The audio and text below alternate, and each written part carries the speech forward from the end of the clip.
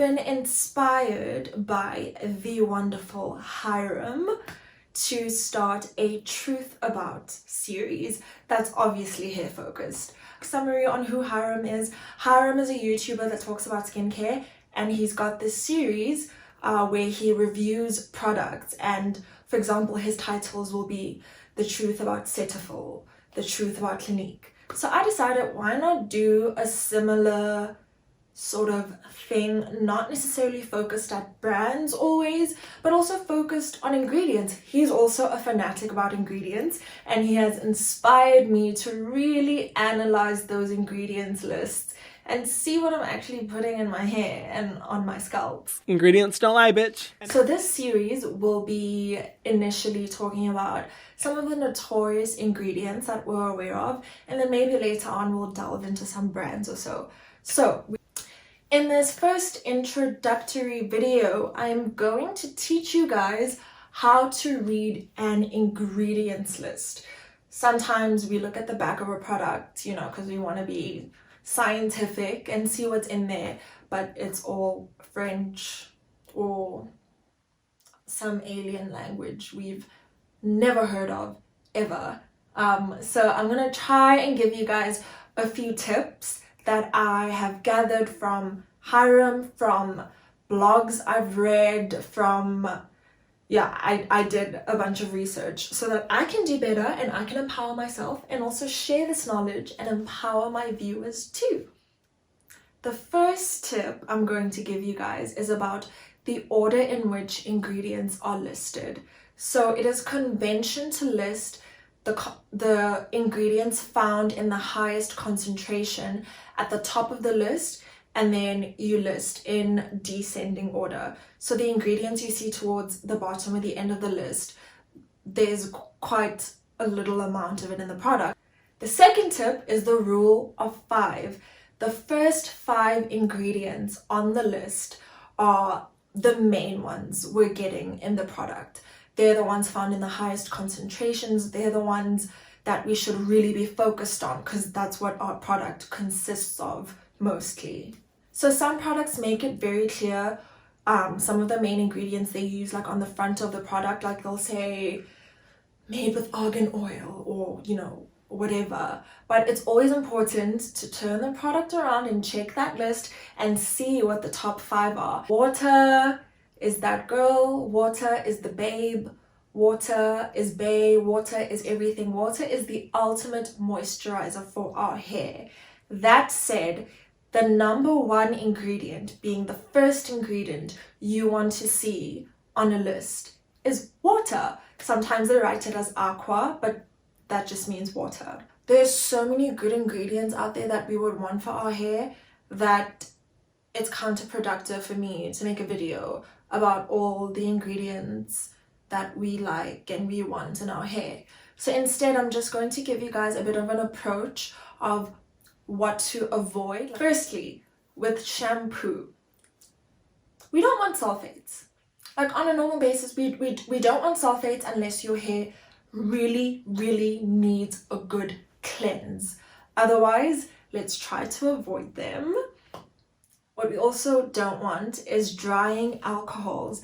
Now, everybody thinks that alcohols are all bad in products. That's not true. It's a myth. It's a lie.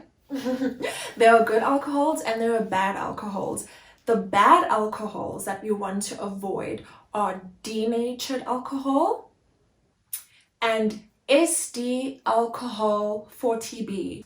Another ingredient we'd like to avoid in shampoos is silicones.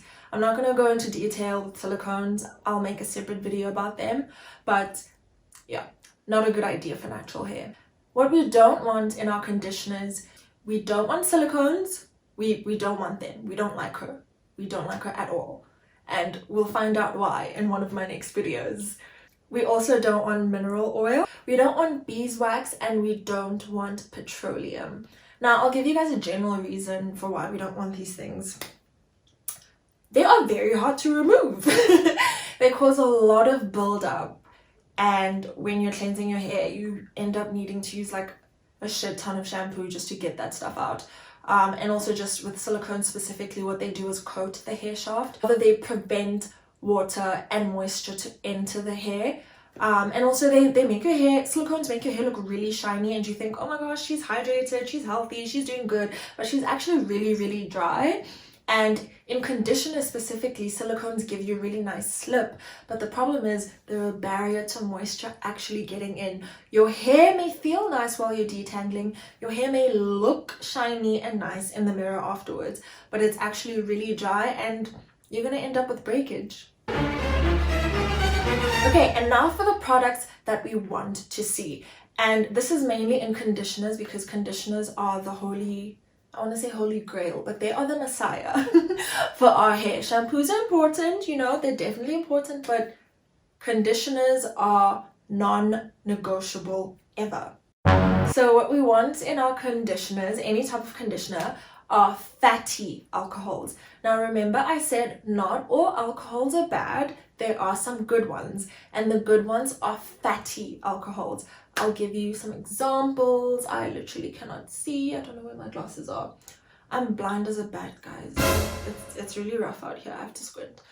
So the fatty alcohols that we want to see are cetyl alcohol, stearyl alcohol, and oh my god, what is that? Oh my god! What is that? okay, I'll just put the names somewhere on the screen. Okay.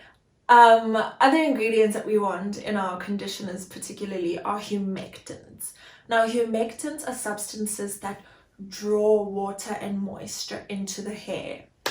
And examples of those are glycerin, we love glycerin, and propylene glycol. Another ingredient we would love in our conditioners are proteins. You can't be doing protein treatments or using products with a ton of proteins all the time, because your hair will break off and fall out. We need a good protein moisture balance. Another ingredient or ingredients that we love in our conditioners are natural oils and butters, like argan oil, olive oil, marula oil lately, moringa oil lately, okay, coconut oil as well, even though I think it's a lie, but it works for some people. And also like shea butter. Oh, shea butter is literally, it's amazing. My last tip in this video is, if you're looking at the ingredients list and you just don't know what is going on, you have no idea what gibberish they have written, Google is your best friend. Just do your own research, just type in the ingredient, just see what it says. You can use quite a few resources, like Healthline can give you like the medical aspect of things. Some natural hair blogs discuss certain ingredients.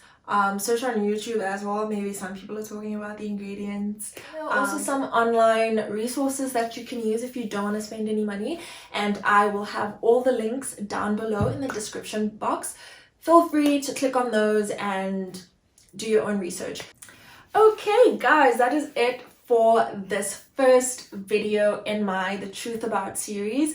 I hope that you enjoyed it and you found it quite informational and empowering, and I hope you're as excited as I am for the upcoming videos where we will be discussing those ingredients I talked about, debunking some myths, telling the truth essentially about the ingredients. Thank you guys so much for your continued support. I hope that you have liked, I hope that you have subscribed, I hope you will leave a comment down below, and I really hope you'll share with your friends and family as well. I'll see you guys in the next one.